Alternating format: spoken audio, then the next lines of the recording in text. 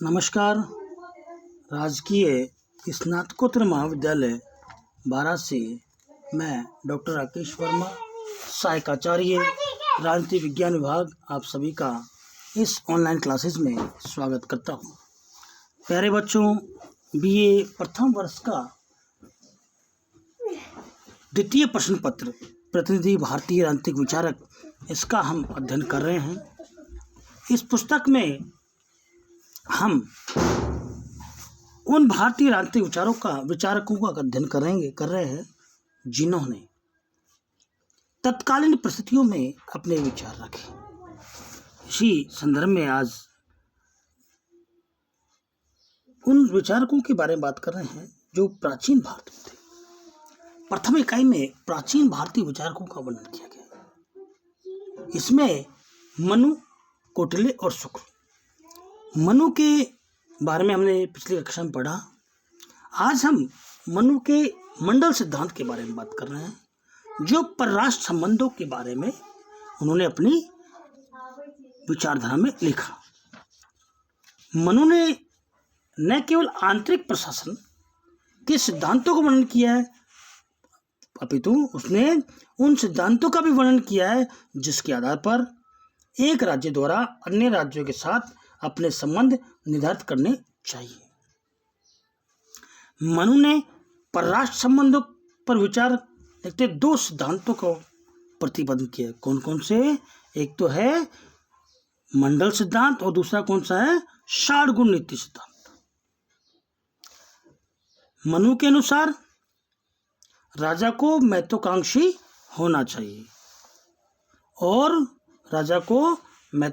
होना चाहिए तथा उसे क्षेत्र विस्तार के लिए निरंतर प्रयत्नशील रहना चाहिए। इस दृष्टि से राजा को मंडल सिद्धांत के आधार पर दूसरे राज्यों के साथ संबंध स्थापित करने चाहिए। मंडल सिद्धांत का केंद्र बिंदु विजिगीषु राजा, विजय प्राप्ति की इच्छा रखने वाला राजा होता है, और विजिगीषु राजा को केंद्र मानकर 12 राज्यों के मंडल की रचना की गई। मनु की मानता है कि एक राजा को पड़ोसी राज्य स्वाभाविक रूप से उसका शत्रु राज्य होता है। दूसरी स्वाभाविक बात यह है कि मित्र का मित्र या शत्रु का शत्रु तो मित्र होता ही है, लेकिन शत्रु का मित्र शत्रु होता है। विजिगीषु राजा के राज्य की सीमा से लगा हुआ जो राज्य होगा वह अरि शत्रु राज्य होता है। विजिगीषु के राज्य की सीमा से दूर किंतु उनके पड़ोसी राज्य से मिला हुआ राज्य मित्र होता है। कहने का आशय है कि अपने निकटतम पड़ोसी राज्य का राजा शत्रु, उसके आगे का मित्र और उससे आगे का अरि मित्र, इस प्रकार क्रम ये 5 राज्यों में चलता है। विजिगीषु के सामने वाली या आगे की दिशा में ये 5 राज्य होते हैं। कौन सा? अरि मतलब हमारा शत्रु, फिर अरि शत्रु मतलब हमारा मित्र,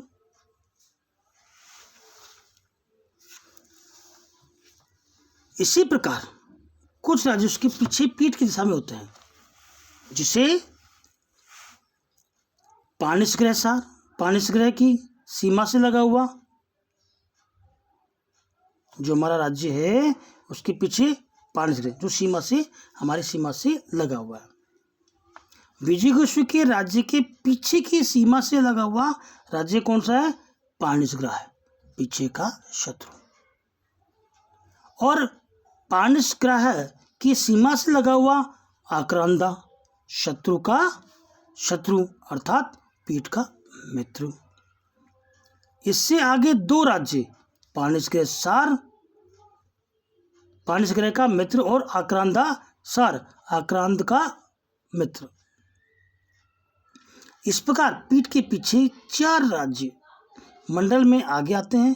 पानिसग्रह पड़ोसी होने के कारण ही विजिगीषु का शत्रु होता है, और आक्रांता पानिश ग्रह का पड़ोसी होने के कारण पानिश ग्रह का शत्रु और विजिगीषु का मित्र होता है।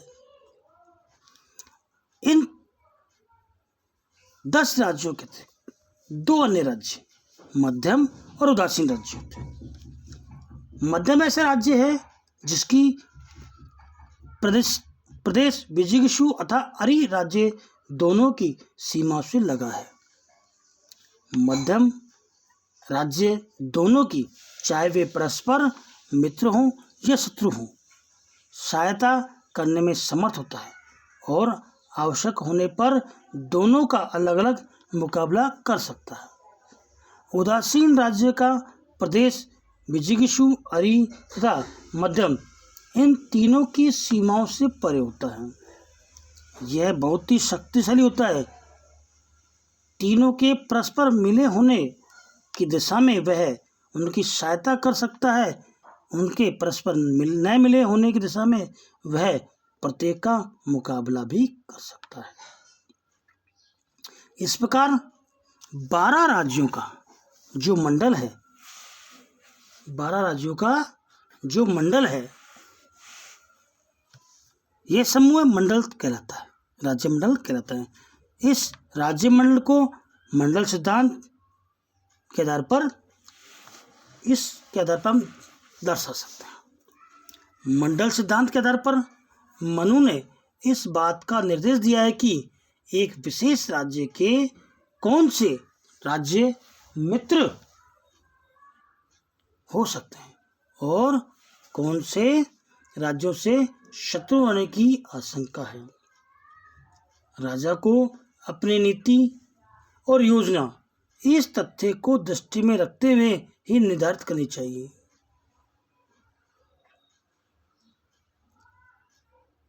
मंडल सिद्धांत में संतुलन, शक्ति संतुलन का आघात पहुंचाने पर राज्य की सुरक्षा खतरे में पड़ सकती है। अतः राजा को ऐसी नीति और योजना अपनानी चाहिए कि शक्ति संतुलन सदैव उनके पक्ष में बना रहे। और मनु ने प्रत्येक राजा का यह कर्तव्य माना है कि मंडल सिद्धांत के आधार पर जो राज्य उसके मित्र हो सकते हैं वह उनके साथ मैत्री संबंधों को बनाए रखें और सुदृढ़ करें। मंडल सिद्धांत के आधार पर जो राज्य उनके शत्रु होते हैं उन राज्यों को कमजोर करें और शत्रु राज्यों को इस प्रकार से नियंत्रित करें कि वे शत्रु के रूप में सक्रिय होने का साहस ना करें। यहाँ मंडल सिद्धांत में, मनु के मंडल सिद्धांत में देखते हैं कि स्वयं को पहले बीच में लो, आप खुद को राजा माने और मन में बात रखें कि मुझे हमारे राज्य का विस्तार करना है और हम किस आधार पर, किस सिद्धांतों के आधार पर हम हमारे राज्य का विस्तार करें। इसके लिए हम क्या करते हैं, स्वयं खड़े होते हैं। फिर आगे देखें आप, जो फर्स्ट राज्य होगा, जो हमारी सीमा से लगा होगा, हमारा निकटतम पड़ोसी होगा, वो हमारा शत्रु होगा। शत्रु के पीछे कारण ये होता है कि जो विजिगीषु राजा है वो अपने राज्य का विस्तार करता है। जब राज्य का विस्तार करता है तो दूसरे राज्य की सीमाएं हैं वो कम होती है। खेत में हम देखते हैं कि हमारी जो खेत की सीमा है उसको हम बढ़ाते हैं तो दूसरे खेत की सीमाओं से सटीक होने के कारण हमारी उस खेत वाले से लड़ाई होती है। तो यहाँ ही बात सामने आती है कि प्राचीन भारतीय विचारकों ने पहले कह दिया कि हमारा पड़ोसी हमारा मित्र नहीं हो सकता। वो हमारा शत्रु होगा। और जो हमारा शत्रु राज्य है उसके पास में सटीक जो राज्य होगा वो हमारा मित्र होगा। क्यों? क्योंकि जो हमारा शत्रु है उसके दोनों तरफ जो राज्य होंगे वो उसके दोनों शत्रु होंगे। उस शत्रु में हम भी शामिल है, उधर भी शत्रु शामिल है। हम खुद को देखें, हमारा यदि हम बीच में होते हैं तो आगे देखते हैं तो वो भी हमारा शत्रु है, पीछे देखो तो वो भी हमारा शत्रु है। इसी प्रकार जो हमारा शत्रु राजा है उसके पास वाला जो राजा होगा वो हमारा क्या? मित्र होगा। और जो मित्र के पास में जो राज्य होगा वो हमारा शत्रु होगा, परंतु हमारे शत्रु का मित्र होगा। पीछे हम चलें तो पीछे पीठ के पीछे पानिस ग्रह होगा। पानिस ग्रह को भी यह शत्रु कहते हैं, पीठ का शत्रु पानिस ग्रह। और उसके जस्ट पास में आक्रांता। आक्रांता कौन होगा? जो हमारा मित्र होगा पर हमारे पड़ोसी राज्य का शत्रु होगा। फिर आता पानिस ग्रह सार। पानिस ग्रह सार ये हमारे मित्र का शत्रु है, तो हमारा भी शत्रु होगा, परंतु हमारे शत्रु का ये मित्र होगा। फिर आक्रांता सार।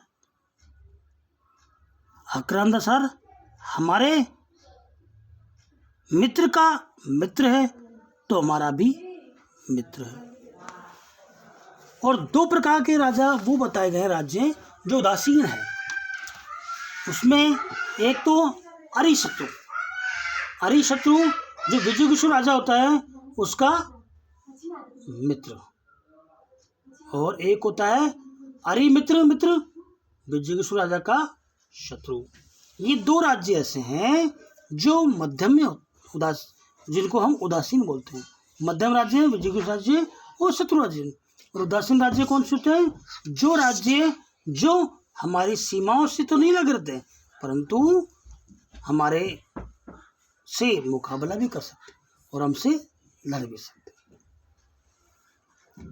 जिसका कहें कि मध्यम राज्य कौन से हैं? हम और हमारा शत्रु।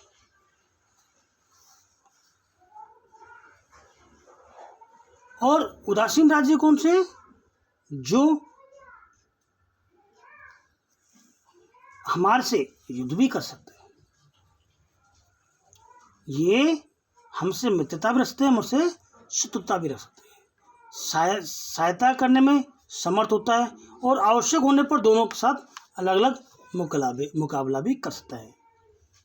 उदासीन राज्य का प्रदेश विजयगुषु और अरि तथा मध्यम इन तीनों की सीमाओं से परे होता है और यह बहुत शक्तिशाली होता है, जैसे अमेरिका, रूस। ये